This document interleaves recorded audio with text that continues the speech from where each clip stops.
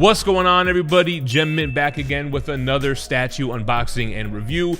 A long-awaited one from Sideshow. We have their Joker premium format, sculpted by Daniel Bell. Love the art box here. You get an idea of the statue on the front here with kind of a bust shot. You've got the ha-ha-has and Joker cards surrounding the box as well. Got that black, purple, and green combo that just screams Joker. But enough of the art box. Let's get into that styrofoam. Hit that like. Make sure you're subscribed.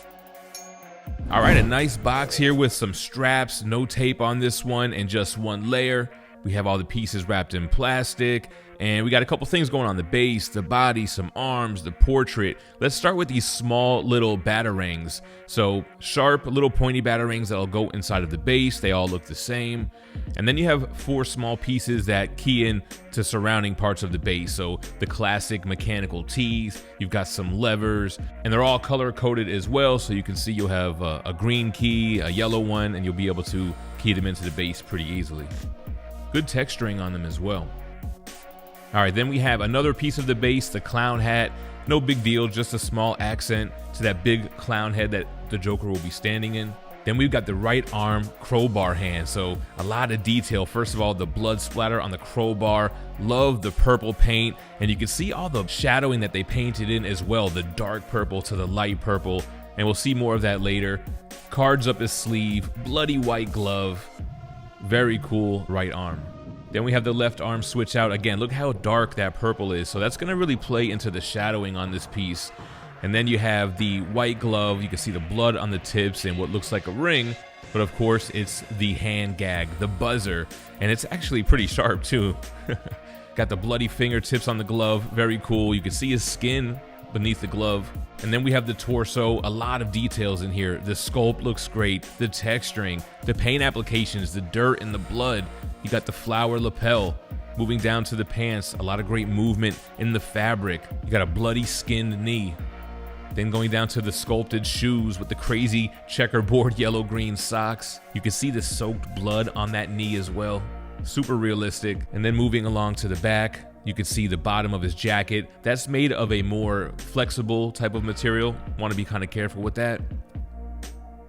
And then on to that portrait. Man, this might be one of the most detailed Sideshow portraits that I've ever seen. I mean, look at the teeth. I think that might be the best set of teeth they've done in this scale. And then you'll notice that black face on the left side of his portrait. And that's another example of the shadowing that they decided to do with this piece. And you'll see how that looks once we assemble it.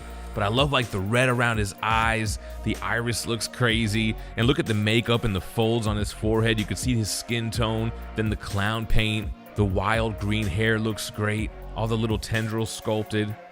Then we got the bottom of the base, number 274 out of just 600. Here's like the sub base. It's paying homage to the origin of the Joker. You have that green goo with the skulls in it and this big clown face. And we'll see more of it as we start doing the assembly. So around that base, we're gonna start keying in those smaller pieces. We'll start with those chomping teeth. Then we got that red lever, the yellow lever, and then the green one on the top here. Then you have those 4 bats. So this is where all those holes are. This one has to go upside down. The other one is on the left eye, and then you have one up top here. So all 4 bats are in. We can go ahead and key the Joker in now. So he'll key in with his left foot, right foot kind of resting on the teeth. And almost forgot the clown hats. Swing around, put the hat in there. And let's move on up. Let's get that portrait keyed in first. So look how that left side of his face presses up against his left shoulder. The shadowing looks great on this. Then we'll put that left arm reaching out to shake your hand. Then we'll swing it around to the back, and I love this hiding the crowbar behind his back move. Great looking piece. Love the movement. Look how the fabric of the back of that jacket folds over into the arm.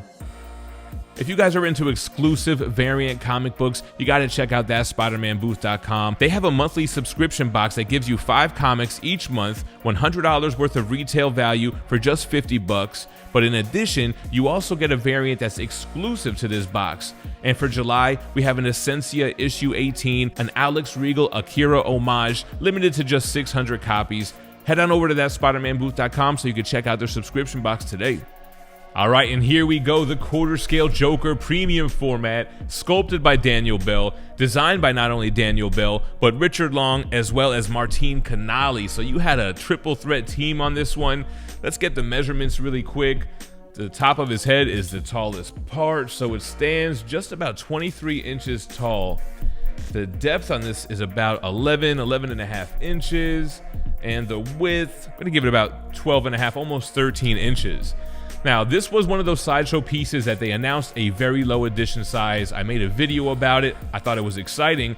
It was limited to just 600 pieces, as you guys saw with the edition size on the bottom of the base, and it retailed $640.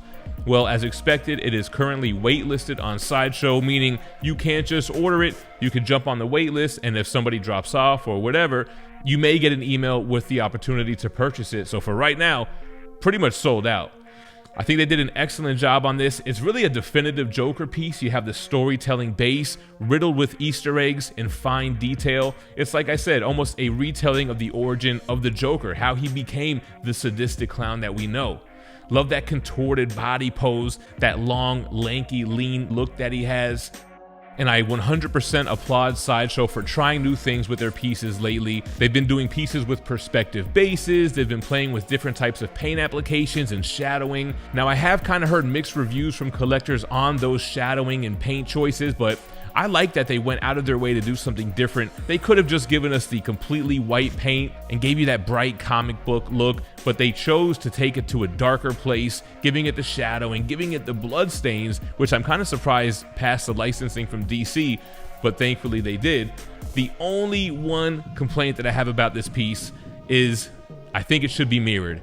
If this piece was mirrored and he was reaching out to shake you with his right hand, I think that would make a lot more sense. But I want to ask you guys watching, comment down below, do you think it still makes sense with the Joker sticking out his left hand, being that he's that zany and sadistic and he would try to shake your hand with his left hand? Or do you think they should have 100% mirrored this piece? I think at the end of the day, it's a definitive Joker piece. It's got a low edition size and a low price point.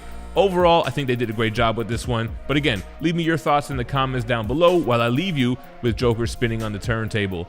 Appreciate you watching. Stay minty fresh. Peace.